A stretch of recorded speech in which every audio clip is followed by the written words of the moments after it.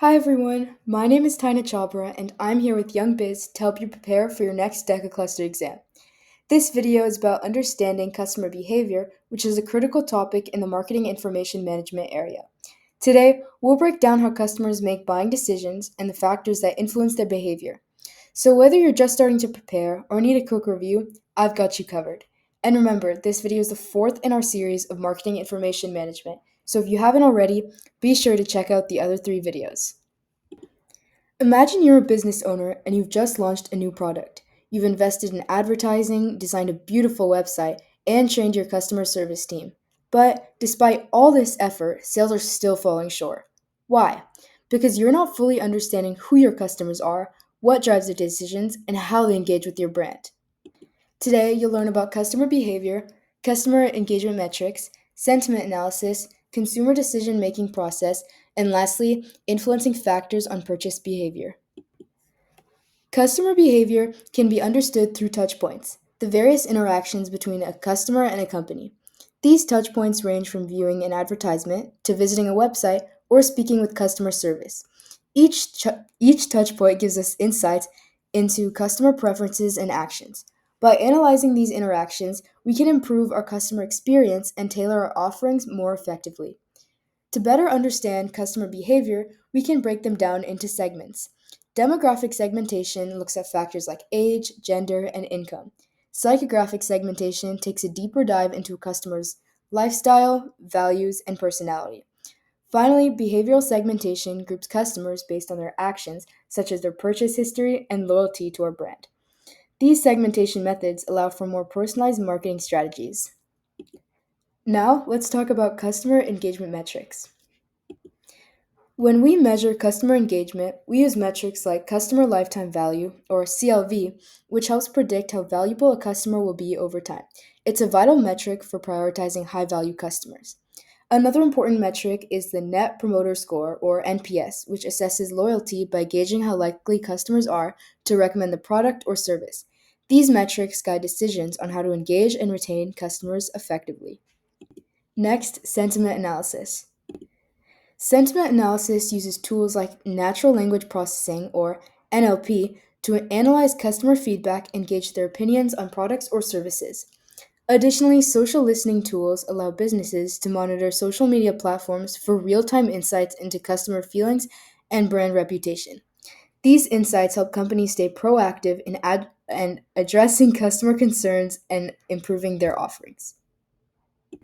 Now, when we talk about consumer decision making processes, we're diving into the complex psychological and social factors that influence how and why people make purchases. Let's break down some key factors that impact this process.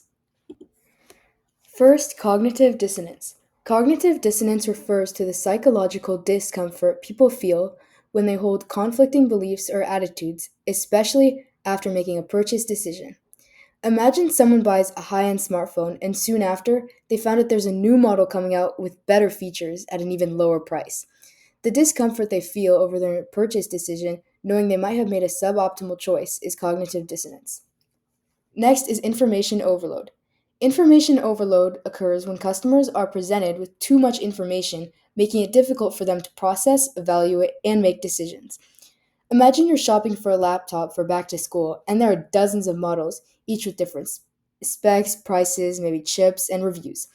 The customer feels overwhelmed and frustrated by the sheer amount of choices and information. This is a clear example of information overload. Next, social influences.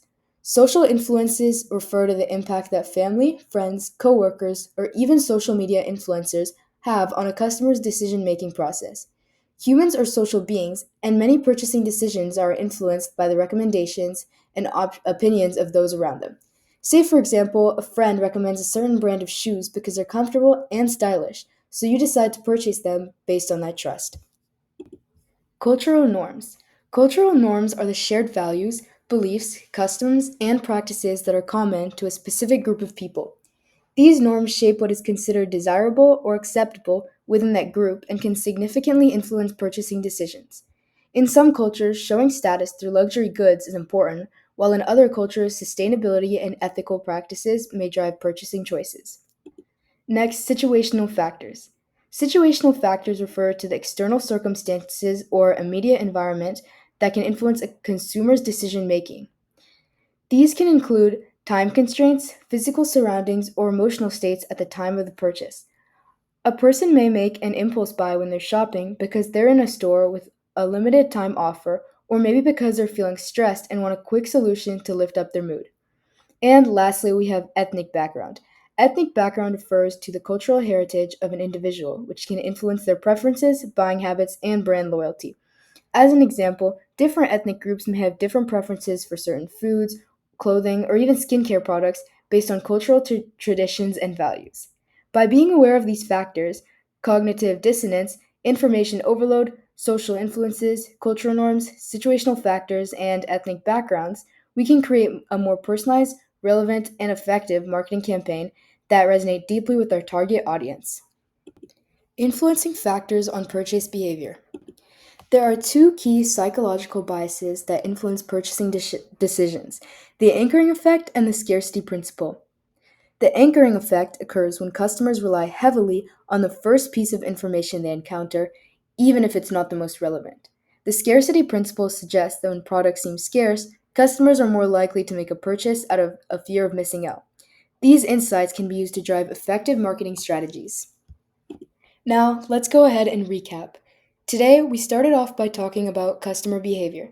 This is where we learned about customer touchpoints, from advertisements to social media interactions.